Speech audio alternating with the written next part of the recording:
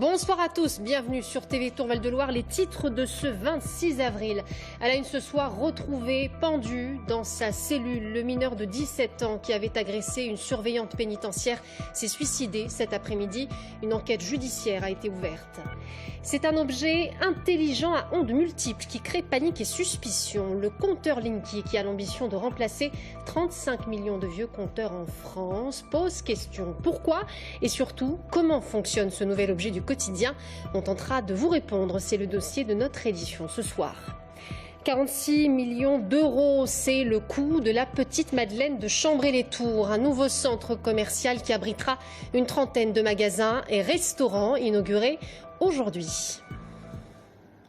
Bonsoir à tous. Le mineur de 17 ans qui avait agressé la surveillante de prison avec un couteau samedi dernier s'est donné la mort. Son corps a été retrouvé cet après-midi dans sa cellule. Ce jeune homme en détention provisoire présentait des antécédents psychiatriques. Une enquête judiciaire a été ouverte. Audrey Champigny. Il est 14h15 en ce début d'après-midi quand le jeune mineur est retrouvé inanimé dans sa cellule. Tout semble indiquer qu'il s'est pendu en fabriquant un lien à l'aide de ses draps. Quand les gardiens le découvrent, il est déjà trop tard. Le médecin de l'établissement était sur place. Donc dans les 5 minutes, le médecin était sur place, mais manifestement le SAMU a suivi. Mais tous les essais de réanimation ont échoué. Déjà incarcéré pour une affaire de viol, samedi, le jeune homme de 17 ans agresse une surveillante pénitentiaire à l'aide d'un couteau, la blessant au visage. Il devait être replacé en garde à vue aujourd'hui. Depuis l'agression, il bénéficiait pourtant d'une surveillance renforcée. À partir du moment où il s'était rendu coupable d'agression sur personnel, il est clair qu'il était plus particulièrement surveillé. Et c'est d'ailleurs ce qui explique qu'on prenait des précautions pour l'extraction, puisque normalement ça devait se faire avec 3 personnes et non pas une seule personne. Comme tous les mineurs incarcérés, il occupait une cellule individuelle. Asocial, il ne cherchait pas à se mélanger aux autres détenus et présentait une personnalité perturbée. Sans rentrer dans les détails, il avait manifestement un problème d'ordre psychiatrique ou psychologique, puisqu'il y a quelques jours encore, il avait été placé à l'unité de soins d'Orléans. Apparemment, il présentait quand même quelques traits de paranoïa. Mais rien ne laissait sous-entendre qu'il allait mettre fin à ses jours. L'autopsie devrait être effectuée dans les prochains jours. Une enquête judiciaire a été ouverte par le parquet de Tours, ainsi qu'une enquête interne de l'administration pénitentiaire. Baisse historique du chômage en mars, la plus forte en France depuis 10 ans, mais également en région centre. En Indre-et-Loire, cela représente près de 1000 chômeurs de moins. Toutes les catégories sont concernées. Et justement, comment réussir un entretien d'embauche? La régie de quartier de Blois et Pôle emploi coach les demandeurs d'emploi, socio-esthéticiennes, coiffeurs, stylistes. L'objectif est de marquer son interlocuteur le jour J. Alexandra Vives et Romain Delville. C'est la première fois que Jamel passe entre les mains d'une esthéticienne. Pour ce demandeur d'emploi, l'occasion d'évoquer ses mains, des mains de travailleurs en bâtiment et travaux publics. Qu'est-ce qui concerne la sécurité? Il y en a comme des gants et tout. Ouais. Il y a des moments où tu enlèves les gants, tu te mets comme ça avec tes mains. Et à l'issue de la séance de manucure, le Blésois a pris un engagement avec l'esthéticienne et avec lui-même. À partir de maintenant, je pense que de temps en temps, il faut prendre soin de ton corps. Sonia, la socio-esthéticienne, livre quelques trucs pour se sentir bien, écoute beaucoup aussi. Avec les hommes, elle travaille sur les mains. Avec les femmes, le maquillage est mis en avant. L'objectif, pouvoir reproduire des gestes simples pour se mettre en valeur, en particulier pour un entretien d'embauche. Il ne faut pas grand-chose. Il faut juste savoir mettre en valeur ce qu'on a d'intéressant en nous et faire ressortir en fait la petite étincelle qu'on peut avoir. Dans le cadre de Tremplin vers l'emploi, le Pôle emploi de Blois envoie depuis août dernier des demandeurs afin de les préparer aux entretiens d'embauche. Ici, c'est l'image de soi, la confiance en soi qui sont en jeu et ce n'est pas une émission de relooking. Nous, c'est vraiment sur les personnes qui sont éloignées, voire très éloignées de l'emploi, des demandeurs d'emploi de longue durée ou des bénéficiaires RSA, enfin des bénéficiaires de minima sociaux, du coup qui ont perdu, qui sont très éloignés de ces représentations-là, c'est-à-dire l'image de soi, les erreurs à ne pas commettre. On est aussi bien sur la communication verbale que non verbale, mais on n'est pas dans le jugement. Depuis l'été dernier, la régie de quartier de Blois a reçu une 50aine de demandeurs d'emploi. 120 bénéficieront du tremplin pour l'emploi d'ici la fin de l'année. Troisième mouvement social en moins de 2 mois. La grève à la SNCF se poursuit demain, mais le trafic reprend progressivement en région centre. Vous le voyez, pour les TER et les intercités, au cœur de cette mobilisation, les négociations sur le nouveau cadre social des employés de la branche ferroviaire qui doit être applicable au 1er juillet. Théorie complotiste, résistance, le compteur Linky fait peur et suscite une polémique inattendue. Ce compteur intelligent a l'ambition de remplacer 35 millions de vieux compteurs en France. 700 000 sont actuellement en place. En 2019, l'Indre-et-Loire sera d'ailleurs le premier département à être totalement équipé. Linky, qu'est-ce que c'est? Comment fonctionne cet objet à ondes multiples que plusieurs villages en France ont refusé? Vous êtes nombreux à vous interroger. Ce soir, on tente de vous répondre. C'est le dossier de cette édition préparé à Amanda Rivera. D'ici 2021, les 35 millions de compteurs électriques du pays doivent être remplacés par ce petit boîtier vert fluo, Linky. Fruit de 10 ans de recherche, ce compteur électrique intelligent relève plus finement la consommation d'électricité, est pilotable à distance et permet à ERDF de sonder en temps réel son réseau pour mieux distribuer l'énergie et gérer les pannes.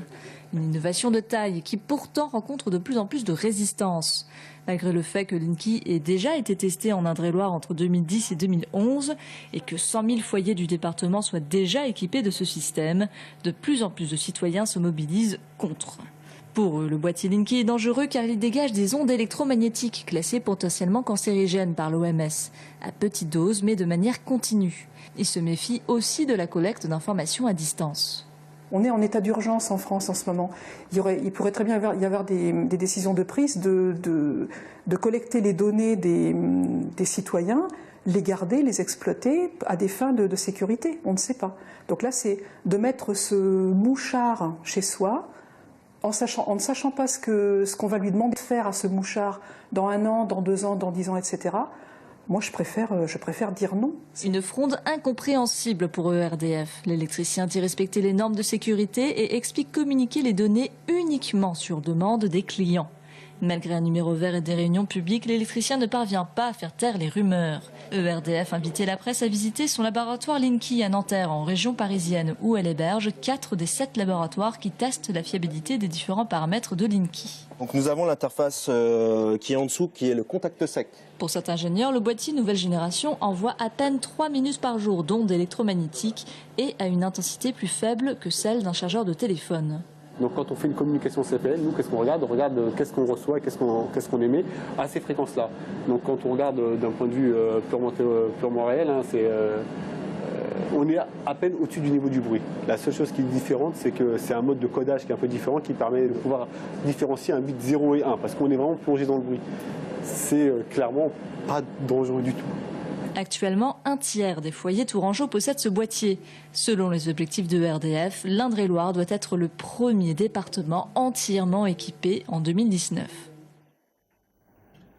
Un nouveau centre commercial à Chambray-les-Tours, la Petite Madeleine, inauguré il y a quelques heures. 32 magasins et restaurants situés à 2 pas de la zone de la Vrionnerie qui reste aujourd'hui la plus grande zone commerciale de l'agglomération de Tours.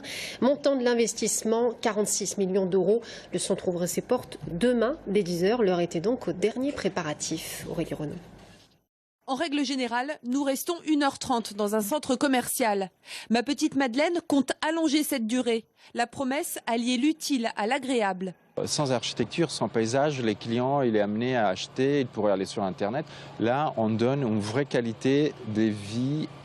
Vous avez des restaurants, vous pouvez vous balader, faire jouer vos enfants. Ici, 75% de l'espace est paysager avec plus de 600 arbres plantés. Une fontaine et un jardin central. On le nomme le jardin des amoureux. Au total, 6 bâtiments, dont 2 blocs principaux, l'un au nord, l'autre au sud, avec au total 32 enseignes. Vous avez celles qui ferment leur vieux magasin pour s'installer dans un magasin tout neuf, tout beau, au tout dernier concept. Des gens comme, par exemple, comme Chaussea, des gens comme Intersport, des gens bientôt comme Truffaut. Vous avez des magasins qui n'existaient pas dans l'agglomération, comme Zodio ou bien comme Nike. Et vous avez des magasins qui sont déjà dans le centre-ville de Tours ou bien dans un autre centre commercial et qui créent un magasin supplémentaire comme Célio ou bien comme Jennifer. Parmi les nouveaux arrivants, Zodio, le spécialiste de l'équipement de la maison et des loisirs créatifs. Il est présenté comme l'une des locomotives du centre commercial. Donc ce qui nous intéresse d'être positionné sur une belle zone comme Ma Petite Madeleine, c'est la richesse et la diversité des enseignes. C'est la mixité des enseignes et tout le bon vivre qu'il y fait en fait, avec les animations, avec les jeux pour les enfants. Et quand les enfants sont heureux, les parents le sont aussi. Résultat, une aire de jeu, des balades en poney et même une tyrolienne en été. Ma Petite Madeleine se veut une vitrine, une porte d'entrée de l'agglomération où travailleront 260 personnes. On a 2/3 de ces personnes qui sont des nouveaux emplois. Donc avec une nouvelle richesse, avec des salariés de certaines enseignes qui viennent aussi de loin, qui viennent s'installer ici avec leurs familles, leurs enfants. Quid du nom du centre commercial? Il porte tout simplement celui du lieu-dit sur lequel il est implanté. Sociologues, économistes, philosophes, juristes, à un an de la présidentielle, 30 experts font des propositions concrètes pour réduire les inégalités. École, revenus, santé, tous les sujets sont passés au crible. Pour éditer ce livre, l'Observatoire des inégalités lance un appel au financement participatif. Et cette question ce soir, parle-t-on d'un ouvrage militant? Louis Morin, directeur de l'Observatoire, nous répond. À tout de suite.